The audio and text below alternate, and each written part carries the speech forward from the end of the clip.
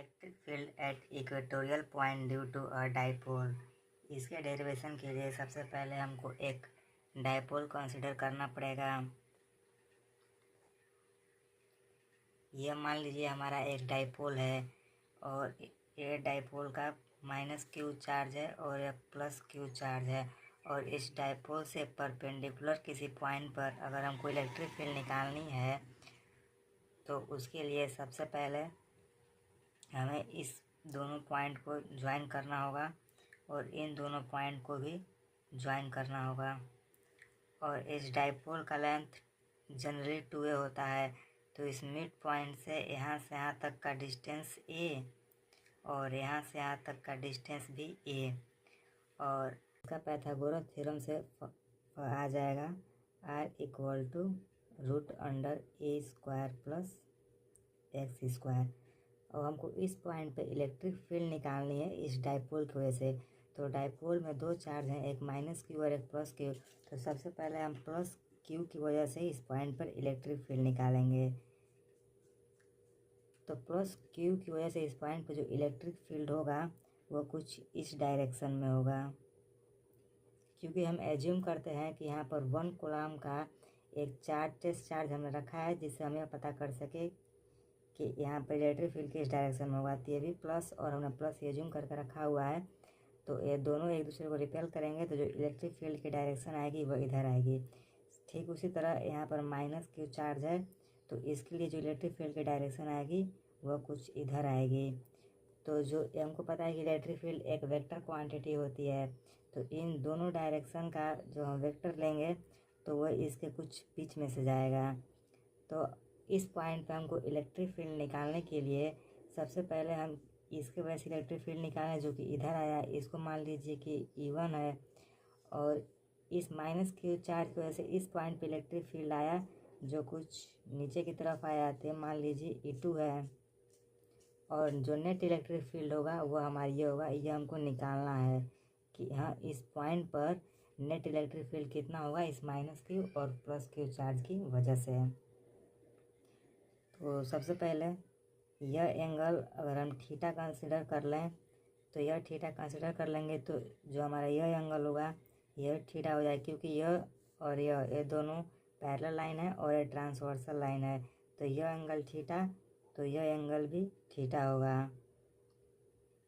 तो अब ये जो इलेक्ट्रिक फील्ड है इसका हम कंपोनेंट लेंगे, तो इसका एक कंपोनेंट चला जाएगा इधर और एक कंपोनेंट आ जाएगा इधर। जो इसका इधर कंपोनेंट आएगा, जो इसका इस डायरेक्शन में कंपोनेंट आएगा वह हो जाएगा E2 cos थीटा, और इसका एक नीचे जो कंपोनेंट आएगा वह हो जाएगा E2 sin थीटा। ठीक उसी तरह से जो E1 है इसका भी दो कंपोनेंट लेंगे, तो इसका एक कंपोनेंट ऊपर चला जाएगा जो कि हो जाएगा E1 sin थीटा, और एक कंपोनेंट इसका भी इधर आ जाएगा जो कि हो जाएगा E1 cos थीटा।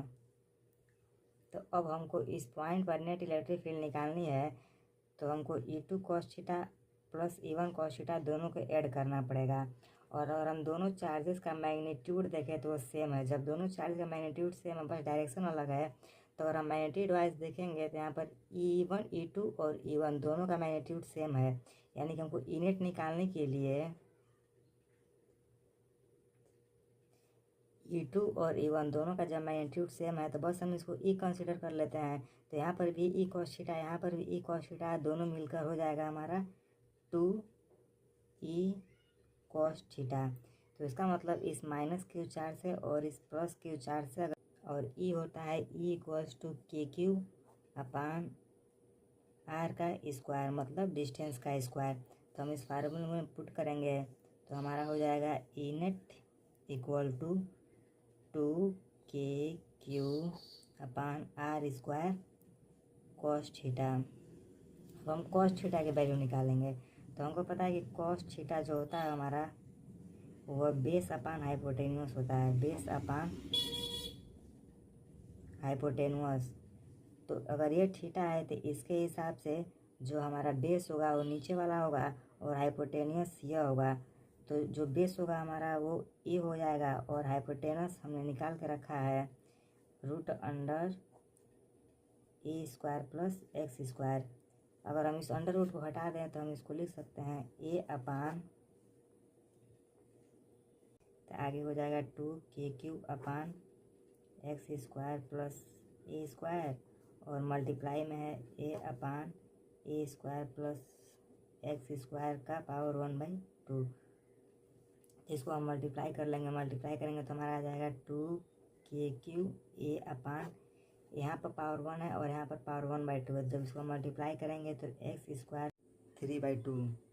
अब हम यहाँ पर जो ए है वो एक्स के कंपेरिजन में बहुत छोटा है, तो हम ए को नेगलेक्ट कर देंगे, तो हमारा आ जाएगा 2k³ ए अपान एक्स स्क्वायर और पूरा का पावर 3/2। और हमको डाइपोल मोमेंट का फार्मूला भी पता है, जो हमारा डाइपोल मोमेंट का फार्मूला होता है वो 2a³ होता है। तो फिर इसको हम आगे लिखेंगे, 2 के साथ a को लिख लेते हैं, 2a और q को लिख लेते हैं, और फिर k को अलग कर लेते हैं। और यहाँ पर स्क्वायर है, नीचे 2 है, तो इस 2 से 2 कैंसिल हो जाएगा, बस x का क्यूब बचेगा। और 2a³ ये डाइपोल मोमेंट का फार्मूला होता है, तो हम इस पूरे की जगह पर p लिख सकते हैं, तो हो जाएगा pk अपान x³। और फिर हमको k की वैल्यू पता होती है कि 1/4πε0 होती है, तो हम उसकी वैल्यू को पुट कर देंगे 1/4πε0।